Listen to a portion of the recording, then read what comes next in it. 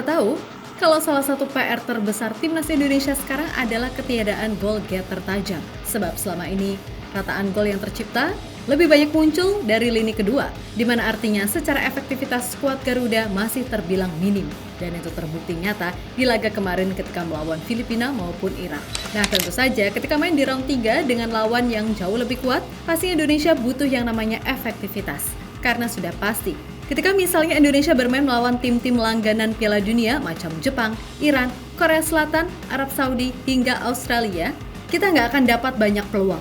Maka dari itu wajar jika Coach Shin benar-benar akan mencari sosok penyerang yang dianggap bisa menjadi solusi sekaligus alternatif di lini depan. Dan selain oleh Romeni, sejatinya Indonesia masih berpeluang untuk mendapat garansi dari Milion Manhoof serta tim Watchering. Sesuatu yang pada akhirnya membuat publik berharap kalau paling tidak 1 atau 2 dari 3 nama tadi bisa terrealisasikan. Karena ya memang sebutuh itu loh timnas Indonesia akan real striker di depan gawang.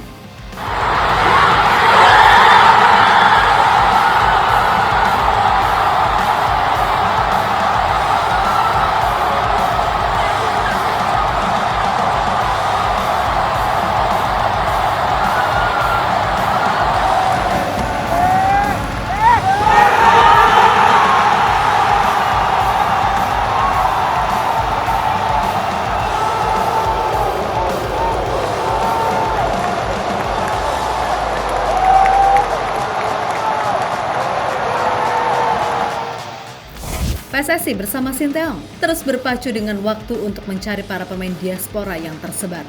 Yap, manuver terus dilakukan demi membuat timnas Indonesia makin kuat agar bisa bersaing dengan tim-tim kuat di round 3 kualifikasi Piala Dunia.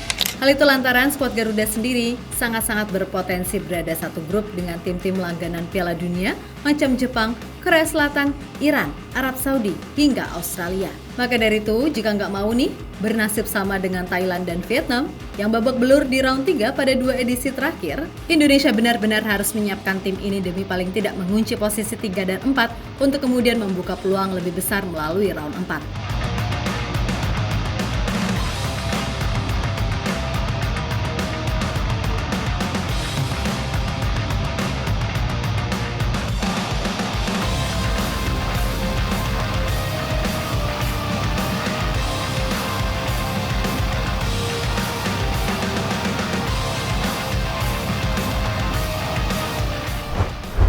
Yap, selain post-kiper yang saat ini masih menanti kelanjutan proses CES dari Martin Paes, Indonesia sejatinya juga masih butuh sosok goal getter handal di kotak penalti.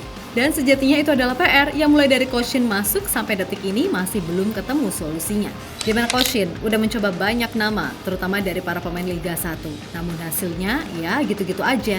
Lalu untuk pemain diaspora, seperti diketahui, kalau pemain depan yang ada saat ini, macam Rafael Streit dan Ragnar Oratmangun, lebih bertipe sebagai winger bukan goal getter. Maka dari itu, sulit rasanya berharap banyak gol dari mereka. Karena ya, tipe mereka lebih sebagai penyuplai ataupun pembuka ruang. Sebenarnya saat ini Coach Shin masih punya Malik Rizaldi. Tapi Malik sendiri walaupun musim ini terbilang bagus di Liga 1, ia juga lebih berposisi sebagai winger bukan real striker. Jadi ya emang sesulit itu gitu loh situasinya.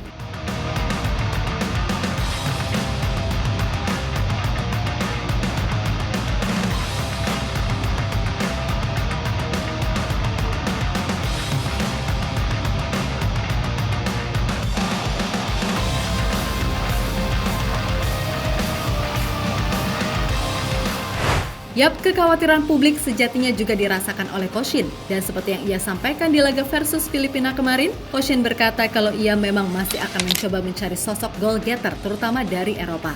Hal yang wajar karena Coach Shin pun mengakui kalau ia merasa cukup kecewa dengan penyelesaian akhir ketika melawan Filipina ataupun Irak. Sebab dari bejibun peluang yang ada, hanya 2 yang berbuah gol. Itu pun melalui Tom Haye dan Rizky Ridho yang notabene bukan striker.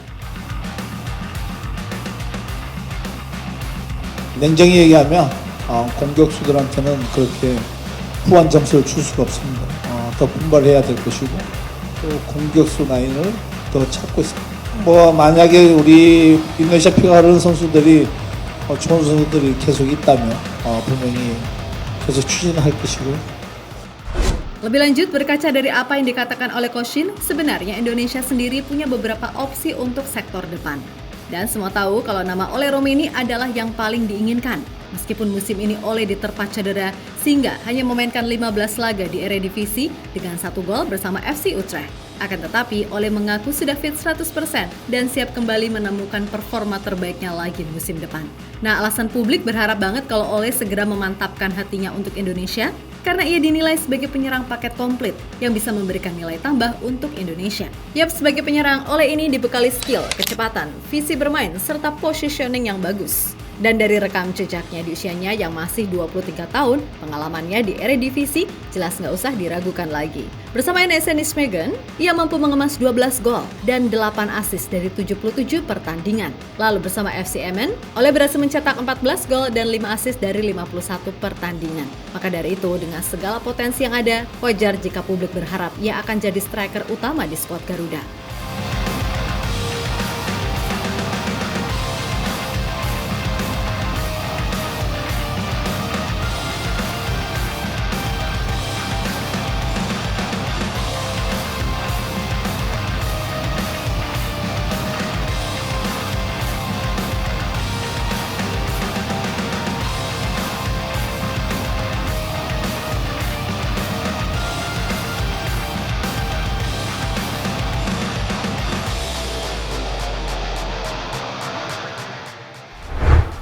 Di sisi lain, selain Ole Rummenigge, Indonesia sendiri masih punya 2 opsi penyerang lainnya.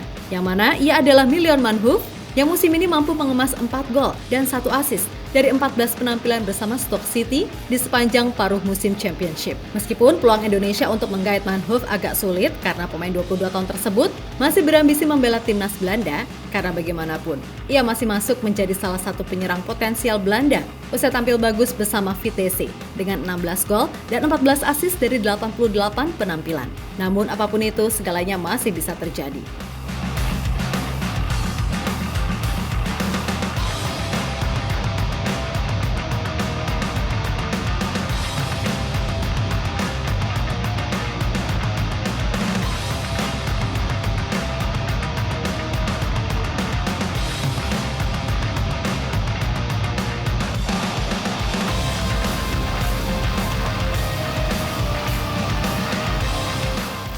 Yap, jika nantinya Manhoef gagal, masih ada nama Tim Watering, penyerang bertinggi 194 cm tersebut yang kini main bersama The Travers. Meskipun hanya berkutat di Liga 3 Belanda yang namanya nggak begitu populer, akan tetapi tampaknya Coach Shin punya pertimbangan khusus mengapa Tim Watering ini dipantau. Yang utama jelas adalah karena dia adalah seorang real striker dan postur seperti itu jelas. Itu akan membuat Indonesia punya penyerang yang kuat di udara serta bisa menjadi pemantul yang handal. Selain itu, pemain 27 tahun itu juga terbilang tajam. Tercatat di musim ini, ia mampu mengemas 16 gol dan 3 assist dari 34 pertandingan. Bahkan, jika ditarik ke belakang, ini pemain rasio golnya terbilang cukup tinggi meskipun ya levelnya tidak di level teratas Liga Belanda. Saat membela USV Hercules, ia mencetak 25 gol dari 34 pertandingan. Lalu saat main buat SV Oost 20, Watering mampu mengemas 28 gol dari 49 penampilan. Jelas dengan catatan semacam itu, ini hanya masalah waktu baginya untuk diboyong klub yang levelnya lebih tinggi di usianya yang kini udah memasuki masa prime bagi pesepak bola. Terlebih, pemain yang diketahui memiliki darah Indonesia dari sisi ibunya, yang mana neneknya adalah orang Semarang, merasa senang dengan kesempatan ini. Lagi pula, meskipun main di divisi 3 Liga Belanda secara kualitas, ia juga masih terbilang bagus buat ukuran timnas Indonesia. Dan ia bisa jadi pelapis yang pas buat Ole Rummenigge yang berstatus Grade A jika seandainya ia gabung.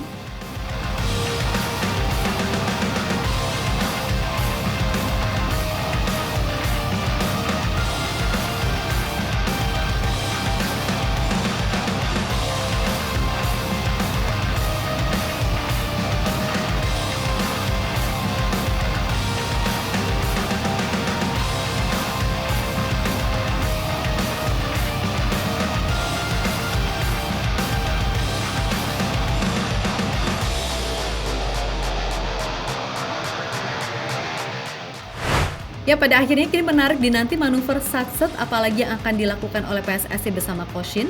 Karena semua juga tahu kan, kalau selain nama-nama tadi, PSSI juga masih mengupayakan betul nama-nama prioritas macam Michel Gers, Kevin Dix, Jairo, dan juga pastinya Martin Boyce, yang apapun caranya harus segera clear di CES. Maka dari itu, yang harus kita lakukan saat ini adalah mendukung segala upaya PSSI agar timnas Indonesia punya kedalaman skuad yang bagus untuk bersaing di round 3. Karena ya tadi, lawannya itu 2 kali lipat lebih sulit daripada yang kita hadapi selama di round 2. So tetap semangat PSSI, jangan berhenti mencari pemain keturunan terbaik demi peningkatan level timnas Indonesia. Tapi jangan lupa, liga dan pembinaan juga harus diperhatikan lebih agar tercipta sebuah sinkronasi yang bagus, sehingga ya kejomplangan kualitas itu nggak besar-besar amat, oke?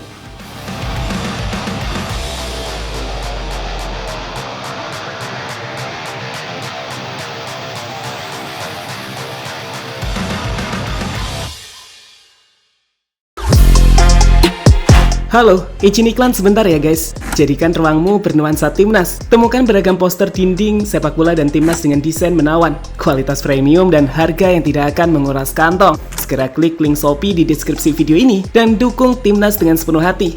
Mulai dari dinding rumahmu.